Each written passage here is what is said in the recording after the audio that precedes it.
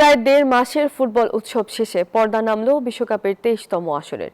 সে মাহেন্দ্রক্ষণকে স্মরণীয় করে তুলতে ফাইনালের আগে আয়োজন করা হয় বর্ণাঢ্য সমাপনী অনুষ্ঠান। ইতিহাসে প্রথমবারের মতো বিশ্বকাপের ফাইনাল ম্যাচে ছিল জমকালো হাফ টাইম শো। সব মিলিয়ে বিশ্বকাপ ফাইনালের আগে বিনোদন, ইতিহাস ও উৎসবের এক অনন্য সমন্বয় দেখল বিশ্বের অগণিত ফুটবল ভক্ত।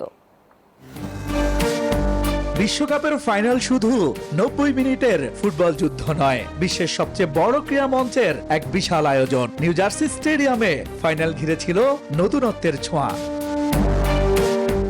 সমাপনী অনুষ্ঠান থেকে শুরু করে বিশ্বকাপের ইতিহাসে প্রথম হাফ টাইম শো, বিশেষ পুরস্কার, সব মিলিয়ে পুরো দিনটাই সাজানো হয় বর্ণাঢ্য আয়োজনে।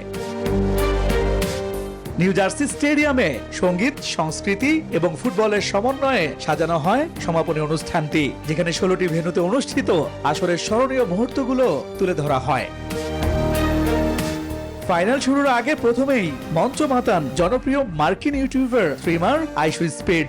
এরপরই দুই গায়ক পোস্ট ম্যালোনি ও সলির সুরের মূর্ছনায় অন্য আলোয় আলোকিত হয় নিউ জার্সি।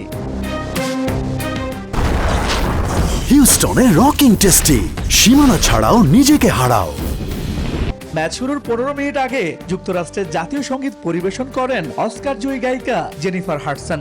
এ সময় ভিআইপি গ্যালারিতে দাঁড়িয়ে জাতীয় সঙ্গীতের প্রতি সম্মান জানান মার্কিন প্রেসিডেন্ট ডোনাল্ড ট্রাম্প ও ফিফা সভাপতি জিয়ান্নি ইনফান্তিনো। সমাপনী অনুষ্ঠানকে আরো রাঙিয়ে তোলেন বিশ্বখ্যাত ইতালিয়ান শিল্পী লরা পাউসিনি, আমেরিকান গায়ক নিকোল শেটজিঞ্জার এবং ব্রিটিশ পপ স্টার রবি উইলিয়ামস।